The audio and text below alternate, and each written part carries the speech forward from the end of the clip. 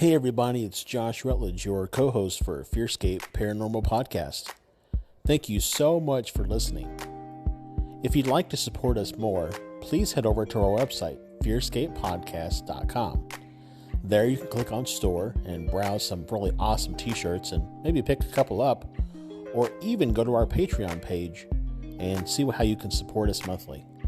We love bringing you awesome content just as much as you like listening to it. Enjoy the show. The following program is presented for entertainment purposes. WCHQ does not necessarily endorse the ideas presented.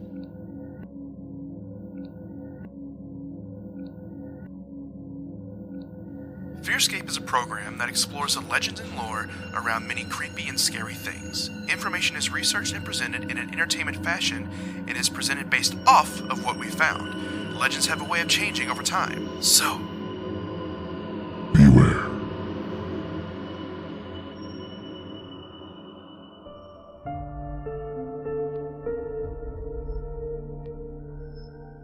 FearScape. All right, welcome, ladies and gentlemen, back to FearScape here on 100.9 FM WCHQ, as well as the Destination Nation Network. My name is Stefan, and I am joined, as always, by my co-host, Mr. Josh Rutledge. Hey there, how's it going? Ooh, pretty good, Goofy. It's going pretty good. Thank you guys for tuning in as usual to hear about all the things spooky and ooky and kooky that we could find and weird. And we are in Halloween month. This is our month. This is all for us. This is all for us. And we are going to be staying away from aliens this month. Yep. We're going to be focusing on the spooky things that we find. Monsters and cryptids and ghosts and all that jazz. All the things famous for Halloween. Yep. And boy, oh boy, do we have one hell of a story today. I preface that because our story comes from one of the scariest books of all time. Because that's where all these monsters can be found. The Holy Bible. Yep. We are covering monsters of the Bible. And in our research, we found more than we thought. Yeah, there was quite a bit referenced in the Bible. Yeah, I mean, you just get into Revelation or Daniel alone, you've got way more than you ever realized. Yeah. So we're going to be covering those. But before we get into that, I have got a little bit of spooky news that I would like to get into. So let's move ahead and get right into spooky news.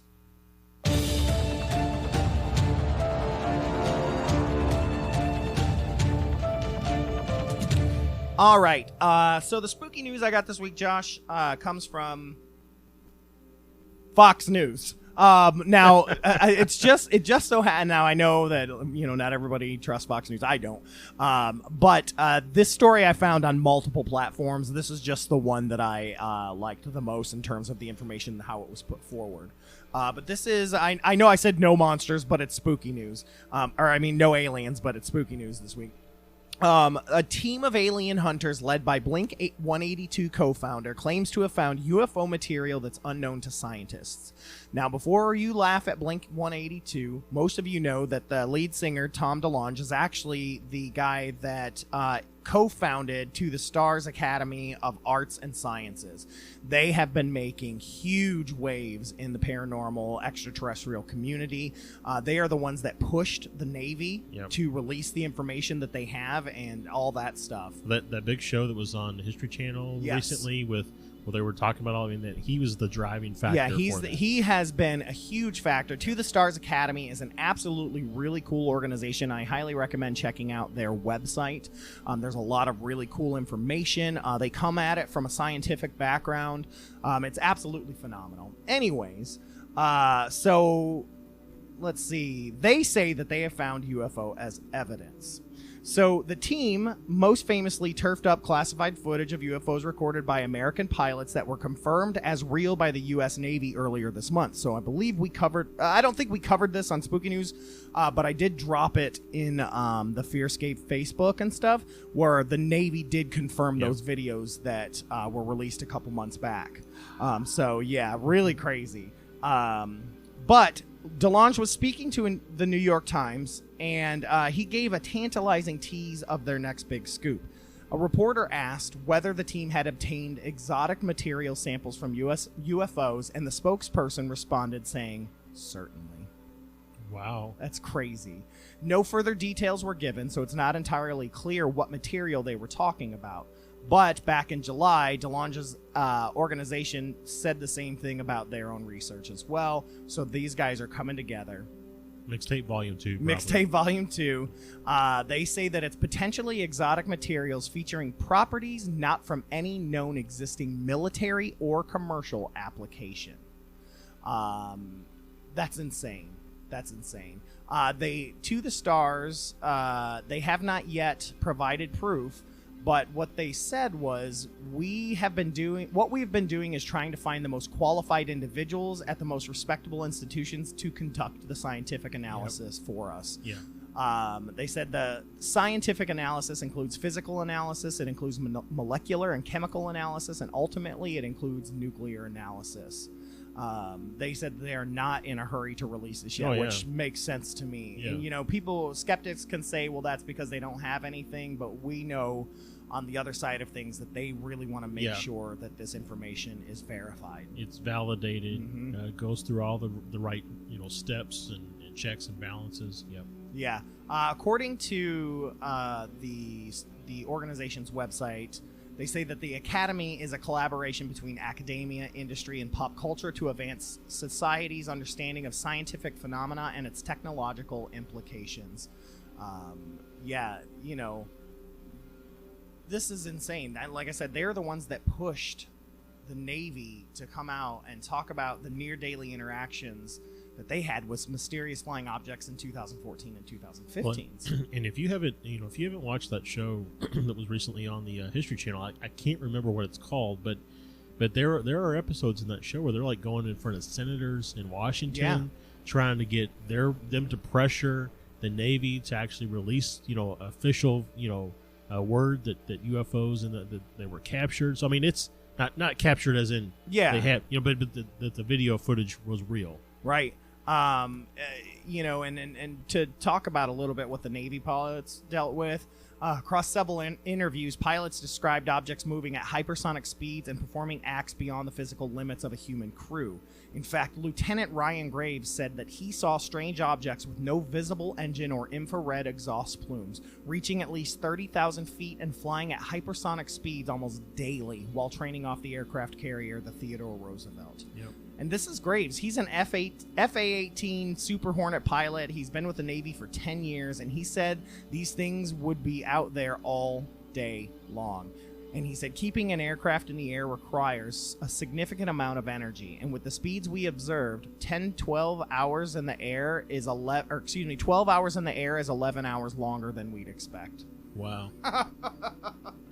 So yeah, I just, man, I mean, do you think we'll see real evidence in our lifetime? I do. I absolutely do. At this point, I really do. With the age of the internet, with super cameras that everybody has, I think, and we're starting to see a resurgence again over the last few years. And the alien sightings tend to come in waves. Yep. And I think we're about to hit another one, and especially with. The interest is back with the even as goofy as it was, the Area 51 raid. Oh yeah. Just everything. That interest is back, Yep. and with To the Stars Academy, like the money that they've got pumped into it, and and things like that, I absolutely think we're going to see it. They drew the attention of the History Channel. I mean, that's, Do I think we're gonna see like the day the Earth stood still? A craft landing, take me to your leader? No, because I don't think. I don't think our understanding of it is that. Yeah. I mean, I think UFO doesn't necessarily mean alien. Right. I mean, it could just be that government or governments have some really experimental craft that they've been able to keep under wraps for a long time, and it could be interdimensional. I mean, there's a number of things that it could be. It could be time travel. Who knows? So, but yes, I think we're gonna find out, and I think why different cultures and different decades and things like that have seen different shapes and different things like that is, I mean, space travel's not easy, and so we may be just seeing waves of different cultures coming. Right. Who knows? Who knows? I don't know. I think the ones that have landed a long time ago in Mesopotamia and in the South America and things like that, and became the originators of our gods today. Yeah, I agree. Opinion. Anyways, let's get moving on. Speaking of gods, that was spooky news.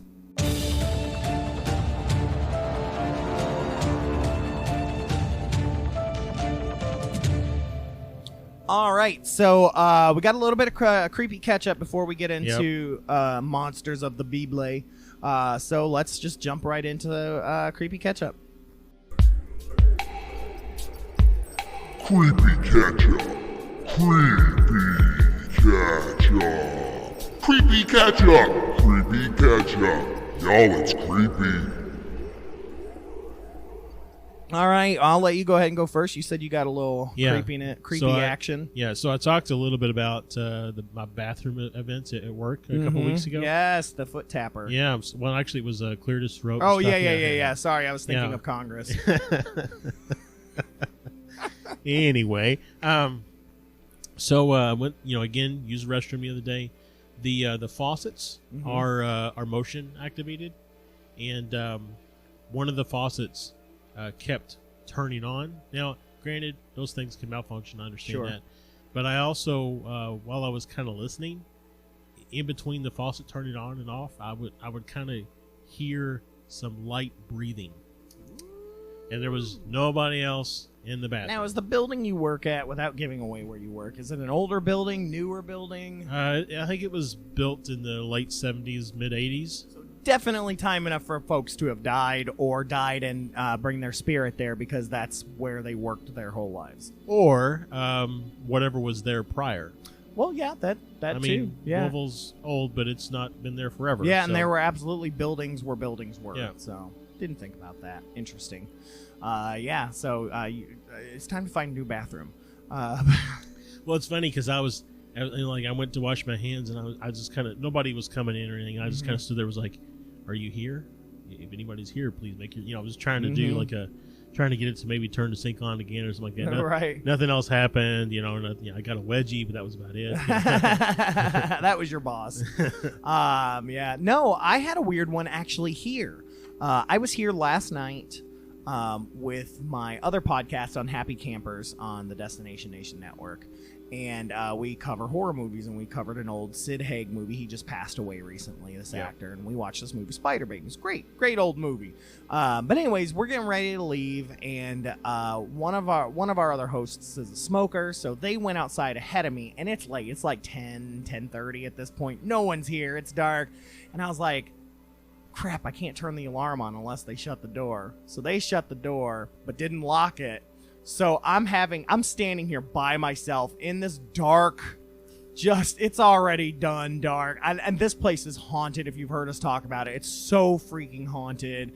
And I didn't hear it, but I felt it in my head, like a get out, and I'm like, I finally get it, and then I feel somebody poking my back as I'm running. I'm literally running down the hallway, so knee surgery worked. Yeah. I'm running down the hallway, and it's like someone's like poking my back, and I'm like, yeah, like it. Oh, I hate this place, but love it at the same time. Yeah.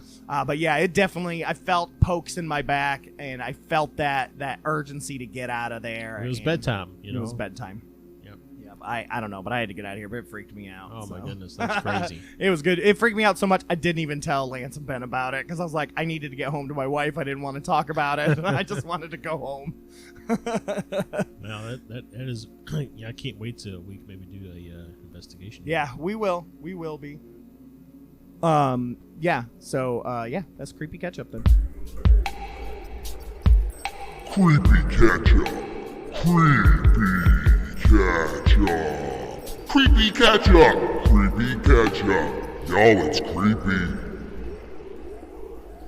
So speaking of investigations, we will be investigating the Bardstown this month. A good group of us, you and me, and I think Brad's going to be there. Yeah. Naoma from Country Roots is going to be there, and her husband, and she has another friend who's a ghost hunter, and we're going to be exploring the very haunted The Bardstown, a Shakespeare-themed restaurant over at Speed Avenue and Bardstown Road here in Louisville, Kentucky. And I'm already ready because most of my creepy catch-up has been about the Bardstown. See, I've not done an investigation in like 11 years. So I'm really looking forward to it. He's given us access to everything. Doug Shuddy over at the Bardstown. So if you have not been out to the Bardstown, I'm going to go ahead and plug them right now. Go check them out. The food is absolutely phenomenal. It's all Shakespeare themed, but it's delicious. There are shows almost every single night, whether upstairs in the theater or over in the lounge. Go check it out. So, but anyways, let's get into this, man. Let's get into the monsters of the Bible. So I know you and I have had an obsession with this since back in our Christian days. We were always obsessed with like Revelation and Daniel and Ezekiel and all the weird stuff. And so it's kind of a guilty pleasure for us to dip into this. Yeah, I mean, it's there is just some really interesting imagery just talked about in the Bible. Yeah, and it's not just Old Testament. I mean, we've got New Testament as well. Yeah, it's there's a lot of cool. So I mean, I went through and I did quite a bit of research, a couple different sites, and came across quite a few mentions of things. And I sat here and added them up. There's like 16 different monsters, entities, whatever you want to call them, that I found. So let's jump on into the first one here.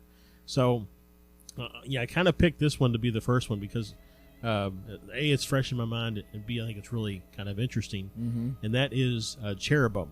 Yeah, so immediately comes to mind is Cupid. Yeah, the little baby with his little bow and arrow, right? Shoot you with it, and you fall in love. Right, and I can probably already say that was a massive mixture of Christian and Roman mythology mixed together. When you look across, a lot of European cities and the artwork and the sculptures and stuff, and you got these little naked babies with wings and harps and all that kind of stuff, and and so you're thinking, there's the creature that actually expelled Adam and Eve from the Garden of Eden was the cherubim. So wait, little baby Valentine is the one that held the giant flaming sword, and I just said sword.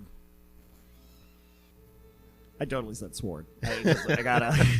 I've never said that in my entire life until I'm joking. But yes, so this little, what we think of as the baby is actually not a baby, but this is what expelled Adam and Eve. So the thing that they should be the most frightened of, right, is what history has deemed as the cutest. Right, exactly. So in my investigation, I have found that in Middle Eastern art, they are actually often portrayed as a lion or a bull with eagle's wings and a human face. Sheesh. So now take that image and imagine it holding a flaming sword, and and chasing you out of the Garden of Eden.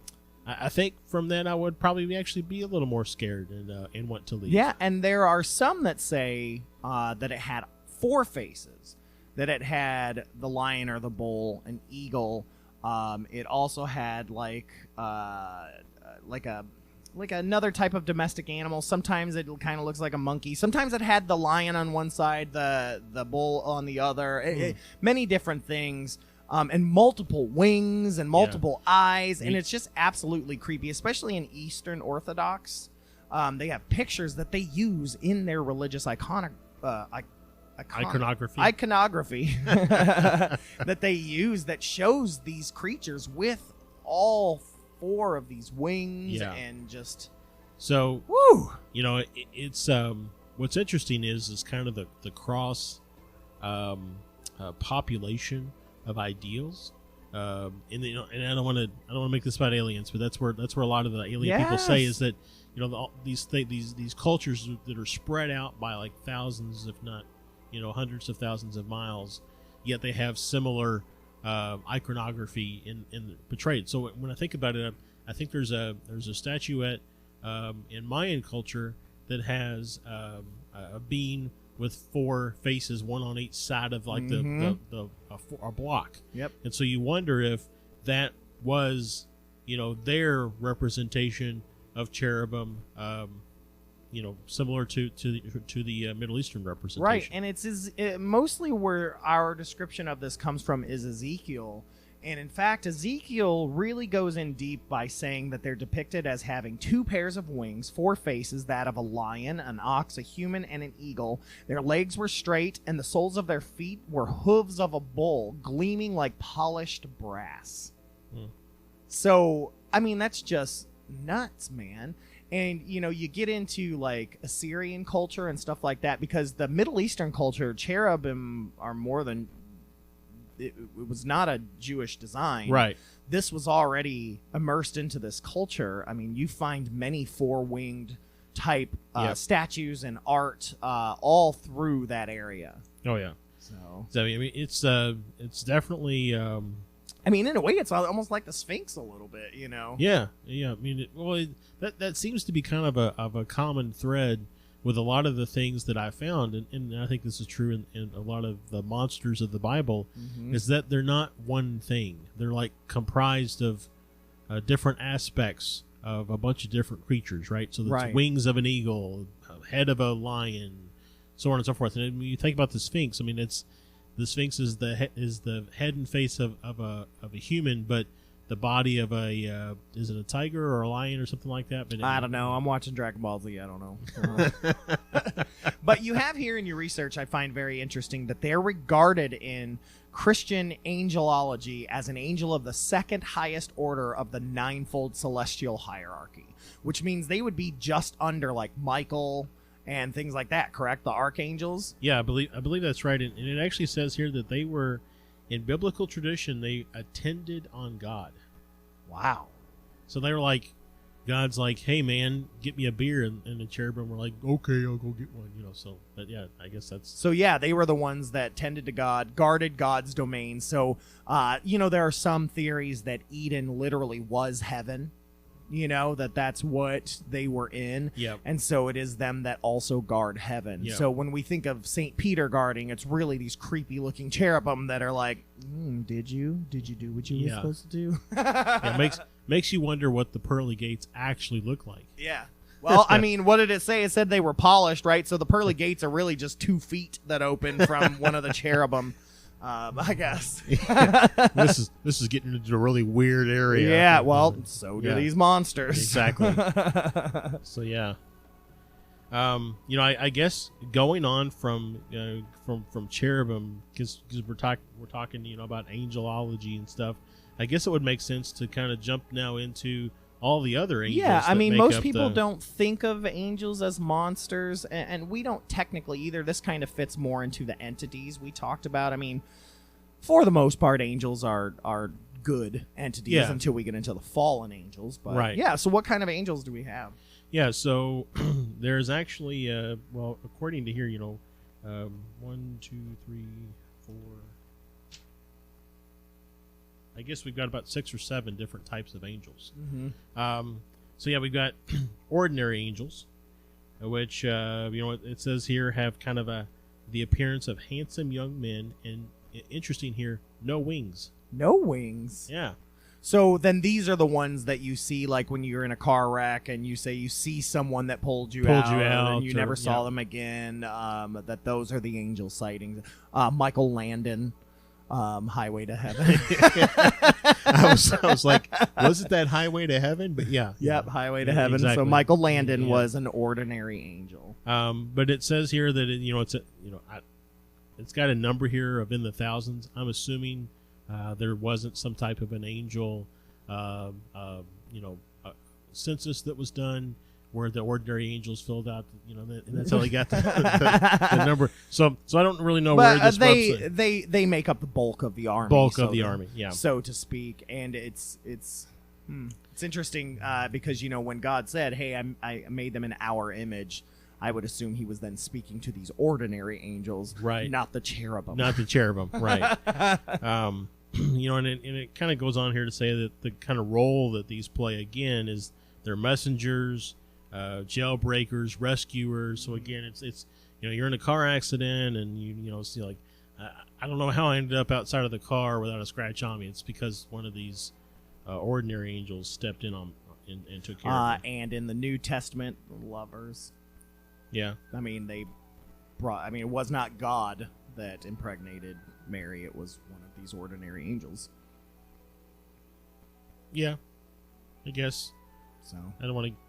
Yeah, I mean, we're dipping into theology here, but really, if you think about it, I mean, that God sent an angel, and it was an angel that did so. But I mean, I don't want to. But I mean, it was an angel. So per theological thing. So Jesus was the Son of God. God impregnated Mary. He just used an angel as the to do it. Yeah. So the angel had like the turkey baster, and he, see, you took it there. I didn't take it there. In vitro, I don't know, but yes, good Lord. Sorry, man. I didn't go there. Just know I didn't go there. I wanted to, but I didn't. But yeah, sorry. in vitro. Graphic. Sorry. All right. So next on the list, we've got archangels. So this is like Michael.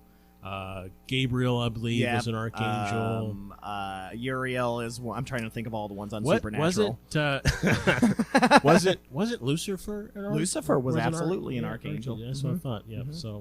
Mm-hmm. So again, interesting here. Handsome young men, no wings. Really? Because every depiction of Michael, because they don't usually make it. But I mean, I guess if they were to show up to to announce the coming of Jesus, and they had these huge wings and all this stuff, people were like, oh my God! But it was just a guy standing on the street corner. Right. I don't know. I mean, I guess if you think about it, if you're announcing the arrival of something, to your point, and you're just kind of standing there and you're spreading the word through the crowd, so to speak. Yeah.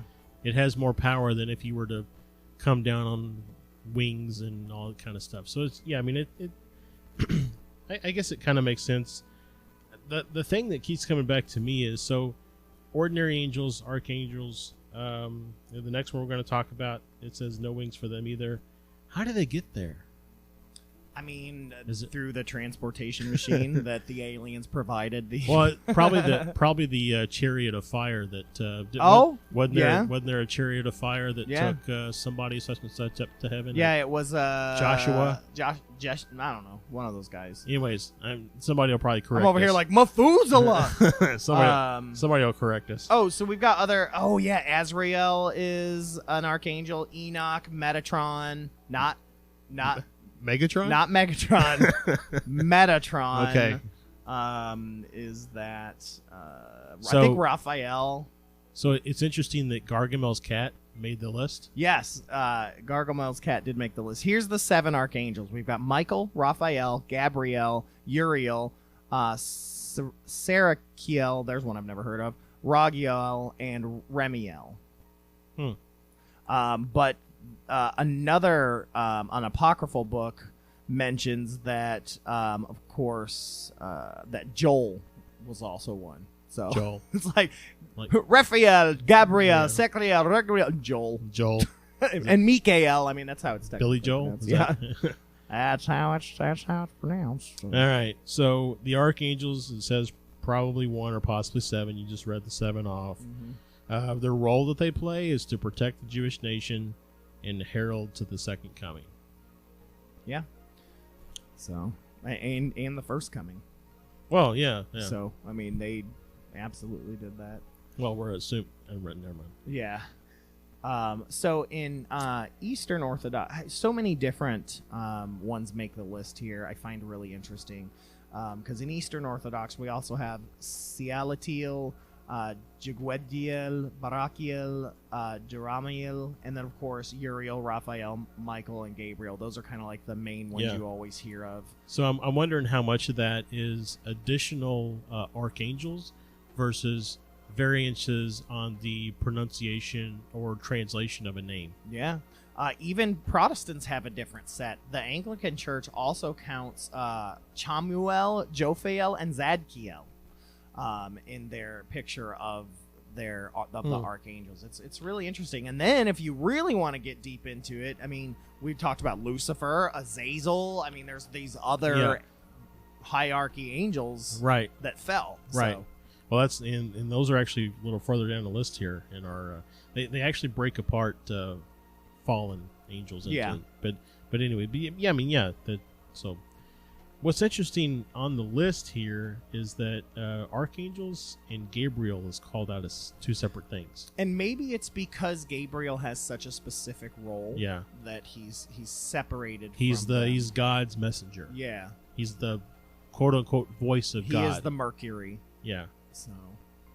But yeah. So again, no wings. It just blows my because mind. again, I mean, he falls into the archangel category. So he's called out as being God's messenger. But yeah, it makes me wonder when angels really started being depicted with wings. in art culture. I mean, usually a lot of that art really happened around 1400s and things like that. So. I wonder if it really had to do with drawing a distinction between us here on Earth versus a heavenly, instead of just the halo around their head. Right. Because a lot of the old pictures, that's what you see, especially in yeah. Catholicism, is that halo around Right. their head. I mean, in it, if you really wanted to drive the separation between the world of men versus the world of God, then to give the creatures or entities of God some special function or feature, kind of again distinguishes them as not really being men. So. Yeah. It's interesting as well because the Mormon Church, the Church of Jesus Christ of Latter-day Saints, they have a different idea about angels because, the whole get your own planet type stuff like that. And they believe that everyone that is holy was human at one point. And in this, they believe that Michael was actually Adam. Adam, when he ascended to heaven, became Michael, became the first archangel, became that, and that Gabriel was known in mortality as Noah. That Noah is who became Gabriel. So they just leveled up. They just yes, they leveled up. Absolutely. Woo! Yes. So next on the list we've got the Seraphim. Yes, Sarah. Oh man, Sister Act is already. God, I can hear them singing right now about the Seraphim. Man, being Catholic, we always sang about the Seraphim, but we sure didn't talk about what they look like. I want to say it says here they've got 6 wings.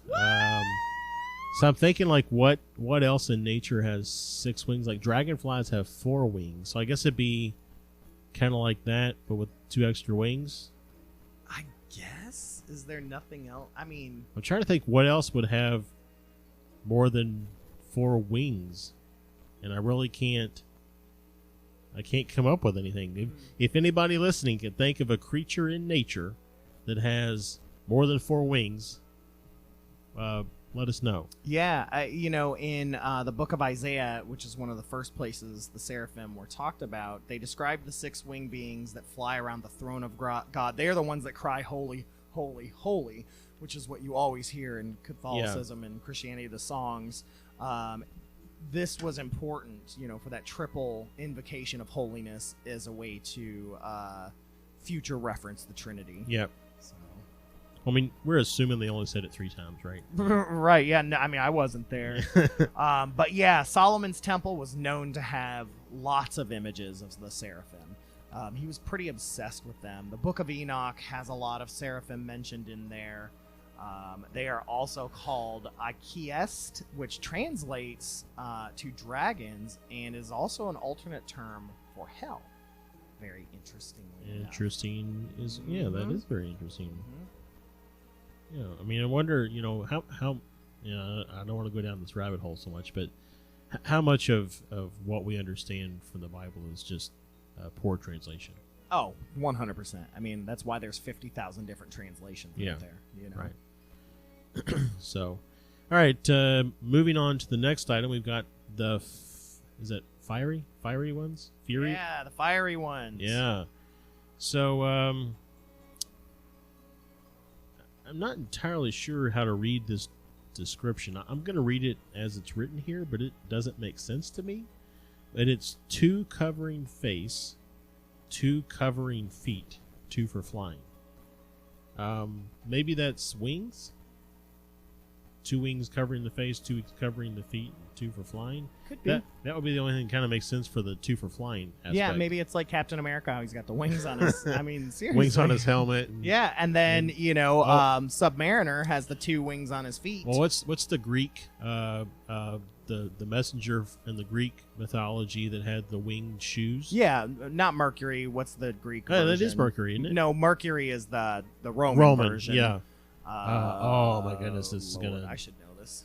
Like all I can think of is the Disney movie with when he's like walking around and Hades is like, hey man, you know, it's like, yeah. Hey buddy, can we talk to you for a minute? I don't think that's Hades. I think that's Beetlejuice. Nope. I just want to talk to you for a minute. That's definitely Beetlejuice. Oh, I said it twice. I better not say it again. Beetlejuice. So. Where is the? Why can't I find Mercury on here? Okay, continue. I'm gonna find it because it's driving me nuts. So the fiery ones, it doesn't talk about numbers here. The fact that it's fiery ones implies there was more than one. So we're just gonna go with more than one at this point. But they were around to Hermes. Hermes, yes, good job. Woohoo! Power of the internet. So the fiery ones were around to sing God's glory.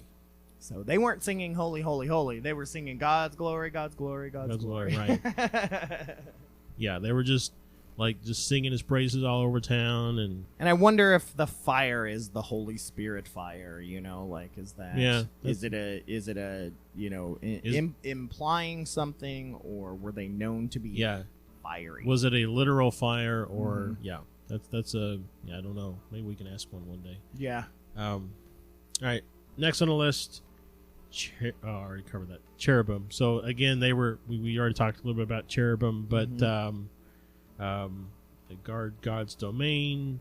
The 4 living creatures. This is Daniel, right? Yeah. This is where we really get into Daniel, and we didn't even talk about Ezekiel's wheel and all that weird stuff. No.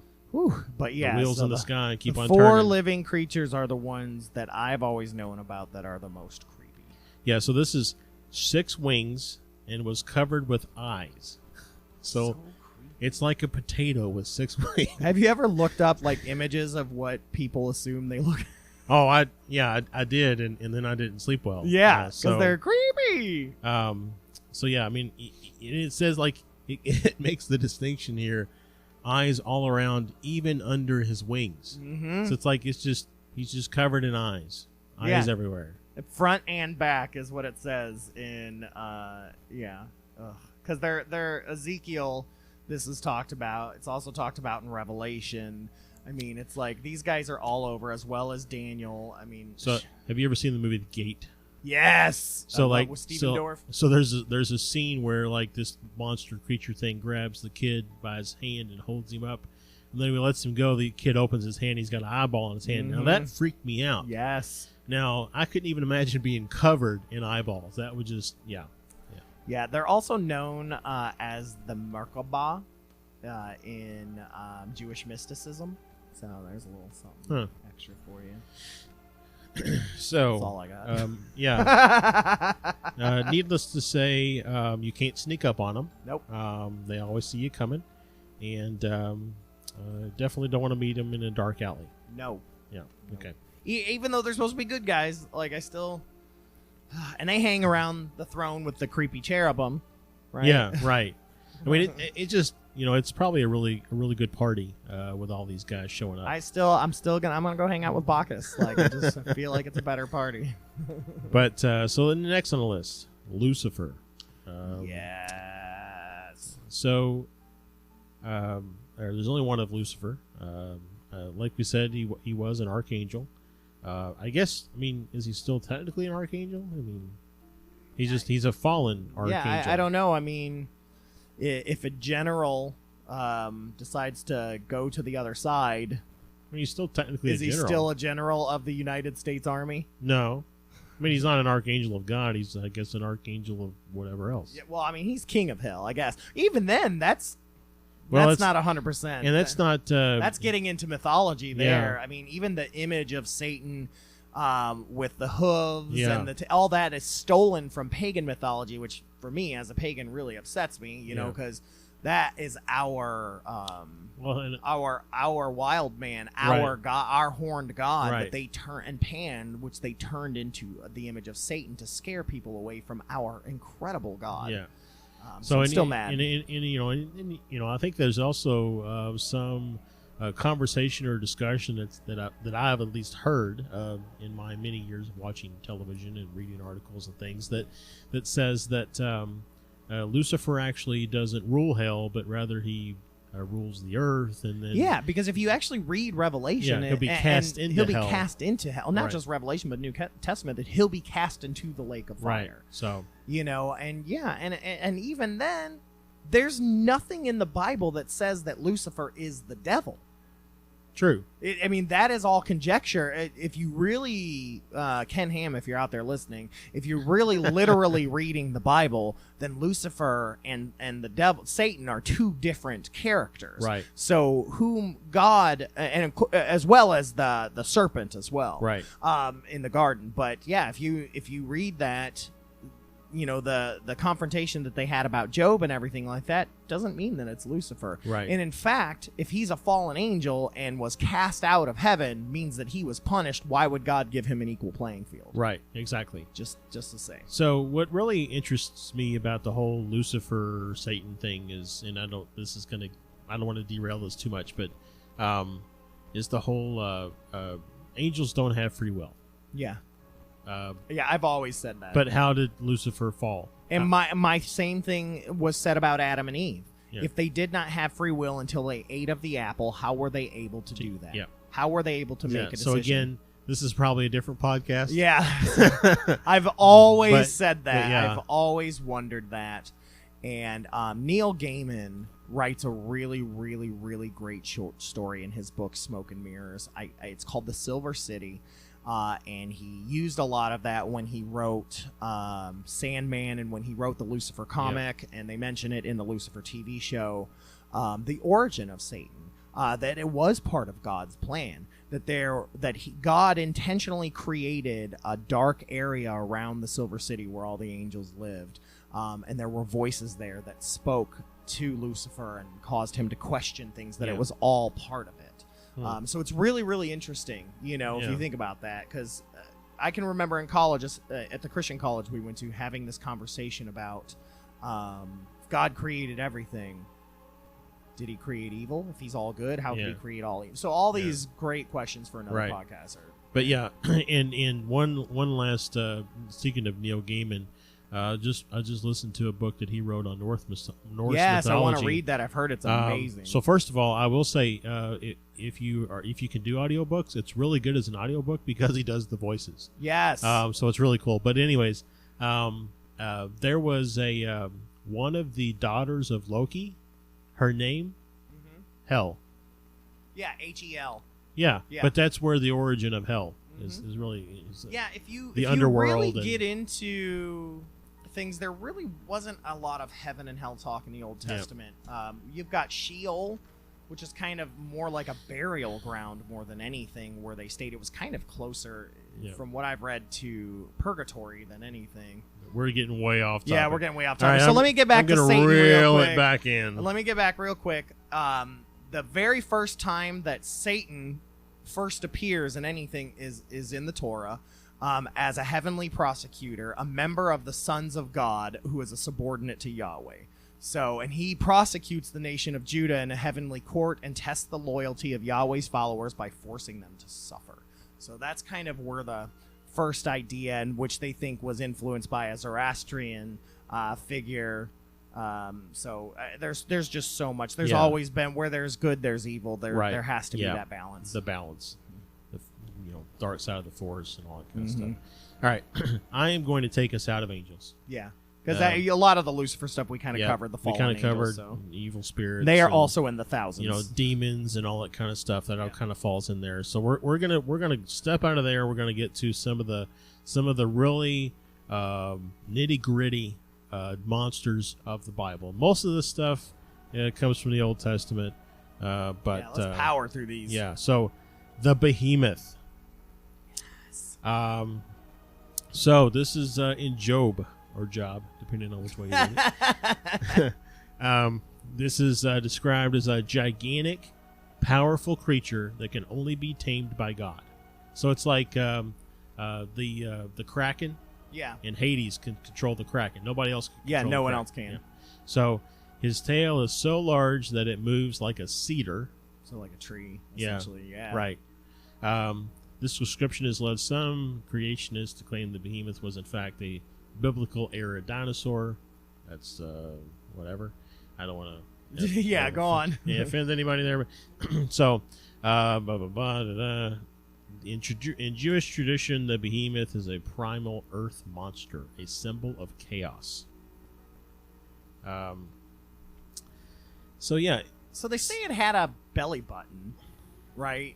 Yeah. So they talk about that it's mentioned as having a navel, which would rule out it being a lizard. And so then you get into some people thinking that it's probably more like a hippopotamus or something like that. Yeah, I mean, I've never met or seen a hippopotamus that would be described as having a tail. It had tail so large it moves like a cedar, but maybe hippopotami were bigger back then. I don't know. We've bred them down to their actual size or something. But anyways, so we got the Leviathan, another monster of Job. Right, this is the one that I love. This is Nessie, in my opinion. Yeah. This is the second of the great monsters described in Job. Leviathan is a massive sea monster who's impervious to human weapons, breathes fire, and emits smoke from his nostrils.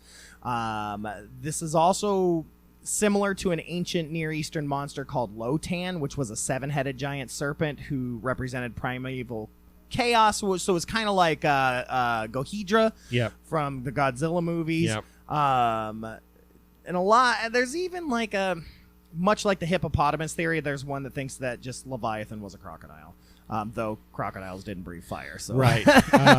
Well, this to me read more like the Kraken. Yes. This kind of thing ties in. So like this story here kind of relates to the story of the Kraken. Yeah, it's like a kraken and a dragon mixed together. A draken. A kraken. Kraken. Kraken. Yeah. Sounds like an Irish name. Yeah, Kraken. Get over here, Kraken. Get your butt over here. Kraken McGillicuddy. McCracken. That's the one that lives in Loch Ness. Yes, the that McCracken. is. The McCracken. So next up, Nephilim. The Nephilim, the superheroes of the Bible. Yeah. So they are half angel, half human. Yep, like me. And basically, as it says, the offspring of angels and human women. I don't think they had any special powers or anything. Which says that no angels are female. It implies that. Well, I mean, in the table that we had before, it was all male and no wings, right? So, but it says, I think we have a mention here of Seth. Cain was on the bad guy side of the Nephilim. So from Cain and Abel, or Abel. So yeah, I mean angels were just coming down and. Yeah, some people believe, there are some people that think that when Cain went to the people of, was it Nod? I can't remember because I'm not looking at it. But that those people were the descendants of these Nephilim, of these angels that mated with other siblings of Cain and Abel and created a whole new culture. You know what? And I don't want to get too far down this rabbit hole, but what's interesting is in a lot of the world's religions, there's this idea of whatever those sacred entities are mating with humans and creating offspring. In a lot of like Greek and Roman mythology, you have demigods and things like that. But I think it's interesting in all of the Bible God religion, you never have a situation. The only time you have a situation of a god and human is with Mary. Yeah. Everything else is angel and human. Yeah, angel and human, and this fits the ancient astronaut kind of idea that they were the missing link. I mean, here the Nephilim could have been Right. indeed the Yep. angels, excuse me, could have been that missing link. Right. And there's people, of course, that think they were extraterrestrials. Yeah. I mean, So they came from the sky. I could make a case for all of these things being extraterrestrials, but I want to get into the dragon because I yeah, love dragons. dragons, yep. So this one comes from Revelation, which of course is filled with the craziest stuff ever. Oh, yeah. The dragon is described as having 7 heads and 10 horns. So we're getting back to the 7 heads Right. of the ancient Near Eastern monster The Lotan. Lotan, He also has a tail capable of sweeping a third of the stars out of the sky. The author later identifies this dragon as Satan himself, who fights against God's angels and is cast into hell. Of course, the King James Bible, which has all the best monster references, refers to dragons elsewhere, but it mentions even unicorns and things like that were mistranslated. So, yeah. So, there's that. The King James, he kind of was like, well, this sounds cool. Right. Yeah. That's, little artistic influence there. So, but Daniel, you were going to talk about, saw more than just that, the 4-headed living creature or whatever it was. Yeah. So, he sees no less than 4 monsters emerge from the sea. One is a lion Godzilla with eagle's wings. and then Mothra. Yeah, so you got a lion with eagle's wings, which is then transformed into a human-like creature and has its wings plucked off. So almost like the Sphinx right before the wings get taken. Yeah, That's what that sounds yeah. like. So one is a bear-like creature who is told to gorge himself on flesh. That's nice. Yeah, One looks like a leopard with 4 wings and 4 heads. So this is like what's the dog with the... Cerebus? Yeah. So, and then one has iron teeth. Oh, wait a minute. We're talking about the 4 heads. One has iron teeth with 10 horns, with which it destroys the whole earth. And believe it or not, the vision actually gets weirder from there. These beasts are often said to represent 4 different nations that existed in Daniel's day. Yeah, we could do a whole episode on Revelation. In fact, we probably will. But speaking of Revelation, we have the 200 million horsemen. Oh, yeah. So this is an epic army that appears in Revelation, although they're not to be confused with the far more famous 4 horsemen. Those guys are the ones that symbolize death, war, famine, and pestilence. These riders aren't to be messed with, though. Their horses have the heads of lions, tails like serpents, and spit smoke, fire, and brimstone out of their mouths. Eventually, they're responsible for the deaths of a third of all mankind. The horseman army is led by 4 fallen angels, which is never good. So it's like, here's all these hellish creatures that you would think of come from hell that we've seen in horror movies, but no, Right. they're gods. Yeah. They're on God's side. Yep. Interesting. Very interesting. Next on the list, we got Abaddon's locusts. Yes, Abaddon. These guys are ruled by Abaddon, an angel of the bottomless pit whose name means destroyer. That's a Abaddon is always referenced in other stuff as a demon. One of the rulers of one of the levels of hell. Because they appear in Revelation, they're of course not satisfied with being normal locusts. Instead, they resemble war horses, not like the movie. Right. Have the stinging tails of scorpions, the faces of men, long hair like it says like a woman's, but there's Like anyone. Fabio maybe. Yeah. Ooh, yeah. And wear crowns of gold and armored breastplates. Their scorpion's tails are used to sting their victims, an experience that's apparently so painful that men shall seek death and shall not find it. Ooh, wow. Yeah. Well, let's lighten this up, okay? Let's get into unicorns. A little bit of There's even a song that sings about why the unicorn didn't make a Noah's Ark. But unicorns are mentioned literally 9 times in King James Bible. Here's the translation. It says, one of them says, "Will the unicorn be willing to serve thee or abide by thy crib? Canst thou bind the unicorn with band in the furrow?" Unfortunately, linguists have since discovered that the Hebrew word riem, translated as unicorn here, actually refers to the aurochs, a distant ancestor of the modern cow, which went extinct in the 17th century, which is a shame because unicorns are far more interesting than a slightly larger than usual cow. In fact, there's a whole bunch of other mythical creatures in the King James Bible, like we talked about, that because the translators were more interested in being poetic. There was the cockatrice, a rooster-headed dragon mentioned in the book of Isaiah.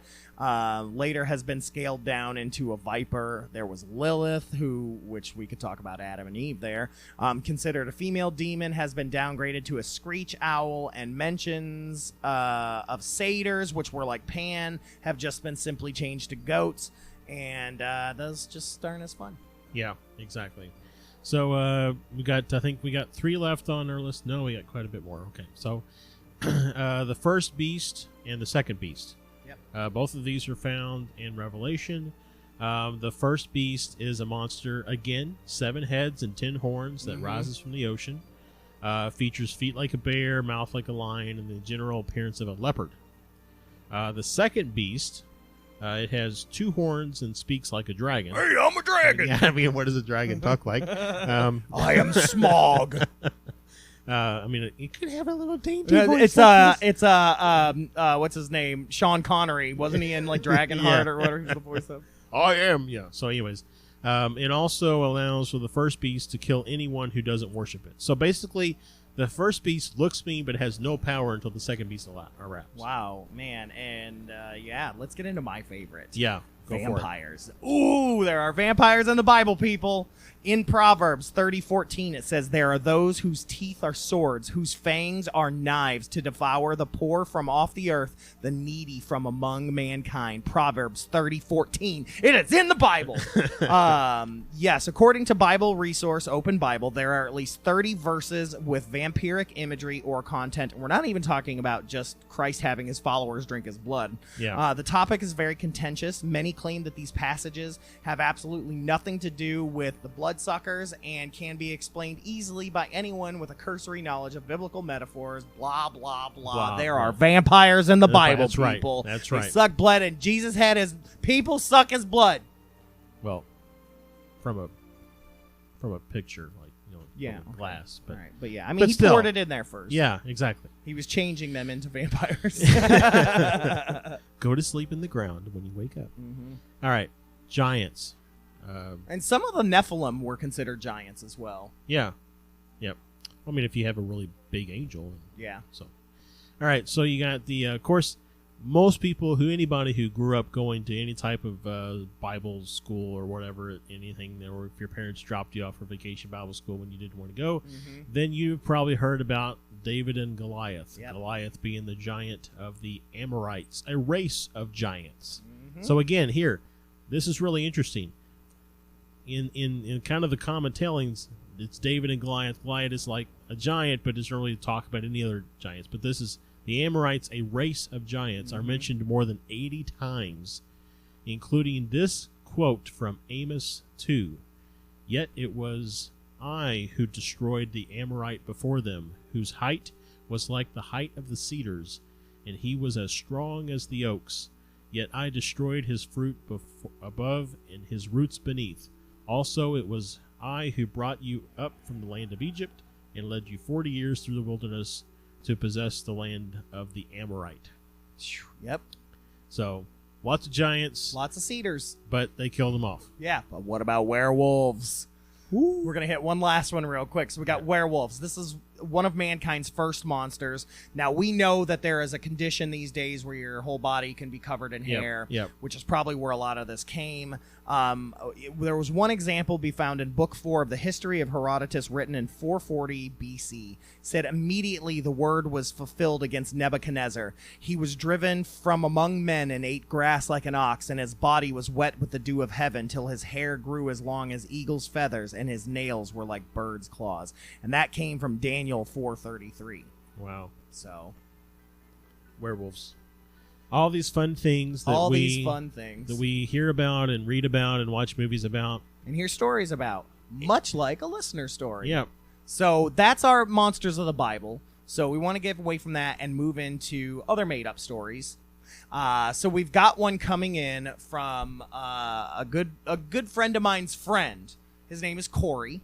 And Corey sends us an amazing story. He's from Taylorsville, Kentucky. And here it is. Hello, my name is Corey Adams. I've been listening to FearScape for a while, and after hearing the episode on the Phoenix Lights, I figured it was time to write in. Sometime around 2011 in Taylorsville, Kentucky, I was with my girlfriend, who's my now wife, and I remember I was looking up at the night sky, and we both saw these giant orange lights, and I remember us both commenting on it, and at the same time asking each other, what the heck is that? I remember there being distinctly 3 big lights in the center in a triangle pattern. And I want to say that there were other small orange lights around it, but I for sure remember 3 big ones in the center in a triangle pattern. And we watched as we saw the lights start to move around one another, almost like a synchronized swimming routine, or kind of like the way you see shapes fold into each other in a kaleidoscope. And then at one point, all the lights came really close together and bunched up at the center of the group. And then, in an instant, they all spread out and scattered in all different directions. Once it was over, my wife and I just kept saying to ourselves, what the heck was that? And at first, I didn't think to mention it to anyone for the sake of not sounding crazy. And I swear to you now I'm not making this up. Until the next day when I saw my friend Lance. You may know him, Lance Wayne, from the podcast you also host on Happy Campers. We were talking and hanging out, and then at one point, Lance says to me, I'm not sure how to say this, but last night I was outside and the weirdest thing happened, to which I immediately interrupted and chimed in with, the big orange lights? It makes sense that he would see it too, since he was only about 10 minutes from where I was the night before. But rest assured, I was relieved to know that someone else saw it at the same time. I never really knew what to think of it, honestly, and only ever think of it every now and then when my wife and I occasionally remind each other with, hey, do you remember those big orange lights we saw that one time? Almost as if to just make sure that neither of us had forgotten and that it really did happen.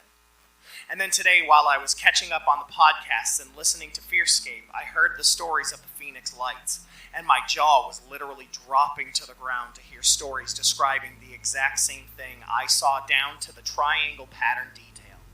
I even got a hold of my friend Lance to make sure he remembered it too, to which he did. As far as I know, none of us ever saw it again, but still, every once in a while, we'll remind each other of the time we saw those orange lights in the sky. So to make a short story long, I'll just leave you with pudding. Thanks for listening to me. Okay, so I mean, that's the Phoenix Lights. That's like all the stuff that we've been talking about. That's everything. Well, and when I saw that come in, the thing that really kind of stuck in my mind right away was skydivers at night. Yes. I mean, they could have, somebody could have been skydiving. So I jumped online. I was like, surely if somebody was skydiving at night in 2011 around Taylorsville area, somebody would have had to report it. I did some scouring on the web. I couldn't find anything. There was no news story, no news article, nothing. So, not to say that it didn't happen. It just, Lance is a really good friend of mine, and him and I have chit-chatted about it. He legit saw it, and he saw it at a completely different. So we have 3 people that saw this, right? So if there's anyone else that was near Taylorsville around that time, let us know that you saw that too in the comments. But we got to get out of here. Yep. We got to get out of here. Thank you to all the ancient writers of the Bible for giving us, in fact, some of our ideas of where some of our horror movies came from and all kinds of things like that. And we only scratched the surface. There's a lot more information to be dug into to really dig deep, especially into Daniel, Ezekiel, and Revelation, Book of Enoch. There's so much stuff really get into that, as well as some of the apocryphal writings. They really get into that stuff. We didn't even talk about Lilith being the first vampire, possibly. That's a whole nother thing. But we'll come back to Monsters of the Bible sometime, as well as Revelation and all that. But thank you guys so much for tuning in. This has been such a great episode. Thanks for tuning in to 100.9 FM WCHQ, as well as the Destination Nation Network. You can find all information on WCHQ at WCHQFM.com, as well as thedestination.com/DNN for all of our other podcast episodes. And make sure to send your listener stories to fearscapepodcast@gmail.com, and check out our website at fearscapepodcast.com. We've got a lot of information on there and links to everything else. But we got to get out of here, so I just want to say goodbye. Thank you guys so much. This has been Stefan, and I will catch you on the flip side. This has been Josh. The truth is out there. And make sure, people, you guys hold those blankets extra tight. Good night, folks.